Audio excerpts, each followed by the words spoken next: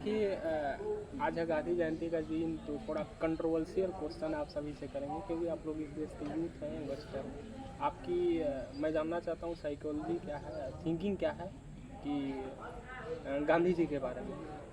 तो कुछ बेसिक से सवाल होंगे, if you are interested to answer please. जी पूछिए।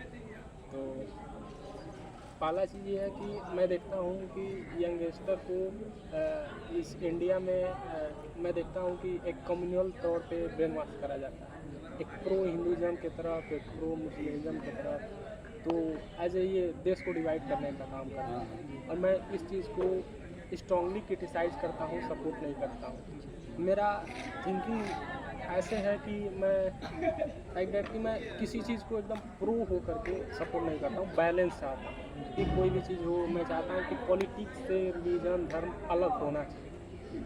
और जैसे कि गांधी पर एलिगेशन बहुत लगाया जाता है कि पहला एलिगेशन ये होगा कि गांधी जी के वजह से ही इंडिया एंड पाकिस्तान का डिवाइडेशन हुआ। तो क्या आप लोग इस चीज़ को सपोर्ट करते हैं?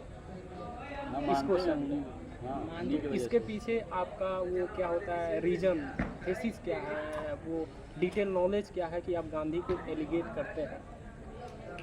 कोई नॉलेज तो होगा ना आपके अंदर, जो प्रोग्राम क्रिएट करा गया कि Gandhi ji was responsible for the division of India and Pakistan. आज तक हर चीज़ में ये देखा गया है कि सब चीज़ मतलब देखा नहीं गया, अधिकतर मतलब बुक में, सोशल मीडिया के जरिए हर तरफ यही बताया गया है कि मतलब जो भी डिवाइडेशन हुआ है इंडिया पाकिस्तान का, वो गांधी जी के तहत ही हुआ। तो मैं इसी चीज़ को तो मैं ब्रेन वॉश मानता हूँ। ये ब्रेन वॉशिंग है। आपको वही क्लिप दिखाया जाता है जो ऊपर बैठे लोगों के फ़ायदे के लिए, ताकि यूथ को उनके अगेंस्ट किया जाए। लेकिन क्या आप नाथूराम गोडसे को सही ठहराते हैं? क्योंकि आज के ज़माने में मैं देखता हूँ उनको भी लोग गूंज रहा है, जबकि उन्होंने एसिसनेट किया था गांधी जी को। तो क्या आप नाथूराम गोडसे के सपोर्ट करते हैं? जी नहीं। तो ये तो सही है, लेकिन आपका वो स्ट्रांगली ओपिनियन क्या है, वो थीसिस क्या है कि आप गांधी जी को रिस्पॉन्सिबल मानते हैं? कोई ओपिनियन तो होगा, कोई प्रोग्राम फीड करा गया होगा आपके जी अंदर। यही कहना चाहेंगे, जो भी गांधी जी ने जो भी किया हमारे देश के लिए वो बहुत काफ़ी है। जो भी किया, आज़ाद कराया, अंग्रेज़ों से लड़ा, भगाया, इसके लिए ओपिनियन क्या ही रहेगा। मैं मानता हूँ कि गांधी जी अकेले नहीं लड़े, क्योंकि लोगों का उनके पीछे सपोर्ट था। उन्होंने एज ए लीड करा, क्योंकि एक एडवोकेट थे और कोई भी काम वो ऐसे बोल के नहीं करते थे। उनका सबसे बड़ा काम था वो किसी भी काम को पेपर वर्क करके करते थे। किसी को क्रिटिसाइज़ करना, एप्लीकेशन लिख के क्रिटिसाइज़ करते थे। किसी चीज़ को हटवाना है, जैसे उनको ये प्रोग्राम पसंद नहीं आया, वहाँ का जो मेन अथॉरिटी होगा उसको एप्लीकेशन लिखेंगे। एप्लीकेशन हर जगह मान्य होता है एप्लीकेशन को, क्योंकि एक लीगली प्रोसीजर है, उसको हटाना पड़ेगा। तो वो ऐसे कह के करने वाले नहीं थे, लिख के करने वाले थे। वो इंट्रोवर्ट इंसान थे। तो आप अपना ओपिनियन नहीं दिए कि गांधी जी को आप क्यों रिस्पॉन्सिबल मानते हैं? वो भी बहुत हाथ रहा है उनका आज़ाद कराने में। तो एक आध दो पॉइंट बता दीजिए। हाथ नहीं, वो डिवाइड करने में, वो तो मैं आज़ाद करने में आपको Divide 1.5 घंटे लेक्चर दे दूँगा। डिवाइड करने में भी उनका बहुत बड़ा एक आध दो पॉइंट बता दीजिए ताकि यूथ भी समझे, जाने। हमें तो उतना पता नहीं है। देखिए, मैं कहता हूँ कि यूथ को अपना माइंड एज ए ओपन रखना चाहिए, वाइट पेपर। क्यों? किसी भी चीज़ को तब तक मत मानिए जब तक जान लें, क्योंकि आप किसी चीज़ को जिस दिन मान लेंगे आप जानने के काबिल नहीं रह जाएंगे। किसी चीज़ को जानना है तो पहले उसको आपको जानिए, फिर मानिए। जो आप मान लेंगे आप जानना छोड़ देंगे। आप इस चीज़ से सहमत होते हैं नहीं? हाँ बिल्कुल। आप स्वामी विवेकानंद को जानते होंगे। हाँ। तो वो क्या थे, एक हिंदू थे, हिंदुज़म को इंटरनेशनल लेवल पर सपोर्ट करते थे। लेकिन उनकी एक कोट हमको बहुत फेमस है, बहुत अच्छा लगा, दिल को छू गया कि आपके पेरेंट्स हिंदू हैं, मुस्लिम हैं, आपको सॉफ्टवेयर जैसे प्रोग्राम करा जाता है, जैसे वो बताते हैं देखिए एक अल्लाह होते हैं, भगवान होते हैं, वैसे आप मानना स्टार्ट कर देते हैं, पूजा पाठ करना स्टार्ट कर देते हैं। जबकि आप कभी भी ज़िंदगी में बचपन से लेकर बुढ़ापे तक खुद नहीं कोशिश करते हैं कि मैं जान सकूं कि is it really exist God और नॉट। कभी आपने जानने की कोशिश करी है? तो स्वामी विवेकानंद ये कहते हैं कि उनका एक कोट है कि आप पहले ईश्वर को जानिए। यदि आप ईश्वर को नहीं जान पाते हैं, उससे बेहतर है आप एथिस्ट बन जाइए। बिना ईश्वर को जाने उसको मान लिए तो आप सबसे बड़े गधे हैं। तो पहले ईश्वर को जानने की कोशिश करिए। इसी तरह से मैं ये आपको कोट करना चाह रहा हूँ कि आप गांधी के बारे में ओपिनियन बनाने के पहले आप गांधी को जानिए। एक 550 पेज की किताब है, माई एक्सपेरिमेंट विथ ट्रूथ। आप एक बार उस किताब को पढ़ लेंगे तो मैं ये तो कहता हूँ गांधी के बारे में आपका ओपिनियन बेहतर हो जाएगा।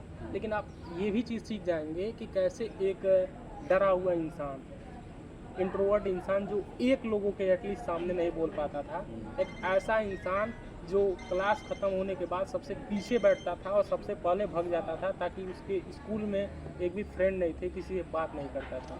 एक ऐसा इंसान जो ला करने के लिए फॉरेन गया, वहाँ पे ला करने के बाद भी एक मीटिंग में स्पीच को लिख करके ले गया और उस स्पीच को खुद बोल नहीं पाया, जो ऑर्गेनाइज कर रहा था उसको दे के चला आया। तो आप गांधी को रिस्पॉन्सिबल ठहराने से पहले गांधी को एक बार जानिए। I hope your opinion will be better like that. आप हिंदुइज़्म को ऐसे प्रो मानते हैं, आप हिंदू हैं, हिंदू को सपोर्ट करिए, मैं भी करता हूँ, हर चीज़ को सपोर्ट करता हूँ, लेकिन एज ए गांधी को रिस्पॉन्सिबल मत ठहराइए। बहुत बेहतर इंसान थे, क्योंकि वो अर्श से उठ करके एकदम ज़मीन से उठ करके ऊपर गए। कैसे एक आम इंसान सदी का सबसे महान इंसान बन सकता है, आप 550 की किताब में देख लेंगे, आप फील करेंगे, आपको बहुत सारी चीज़ें उसमें सीखने को मिलेंगी।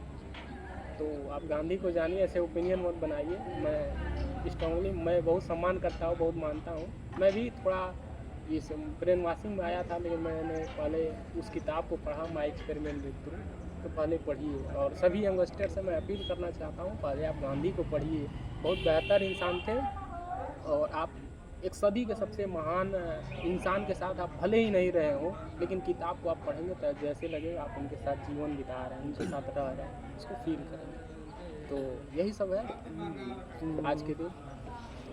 मैं भी आपसे आशा करूँगा आप पढ़ेंगे। बिल्कुल पढ़ेंगे। ठीक है, तो पढ़ना होगा तो पढ़ लीजिएगा,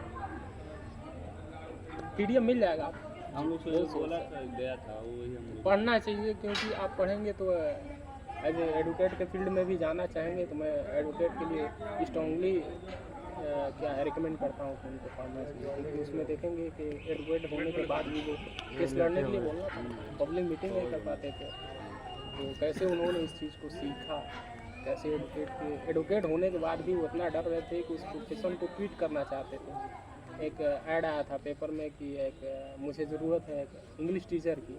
उस ऐड के थ्रू वो इस स्कूल पे गए, कॉलेज पे।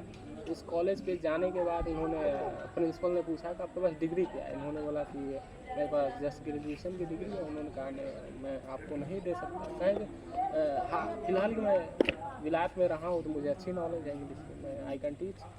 दैन प्रिंसिपल कहे कि मैं ऐसे रिकमेंड नहीं कर सकता हूँ, मुझे डिग्री की ज़रूरत है, इनके पास डिग्री क्यों नहीं। तो उस प्रोफेशन को भी छोड़ने के लिए तैयार थे। क्यों? क्योंकि इंट्रोवर्ट इंसान थे, डरे हुए इंसान थे, डरते थे पब्लिक मीटिंग से, और इंग्लिश का टीचर बनना चाहते थे।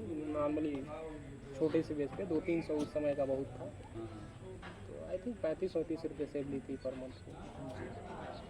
गांधी को जानिए, ऐसे ओपिनियन मत बनाइए। प्रो हिंदुज़म का एजेंडा है, आपको ब्रेन वॉश करा जा रहा है और कुछ है नहीं। ठीक है, बहुत बहुत धन्यवाद।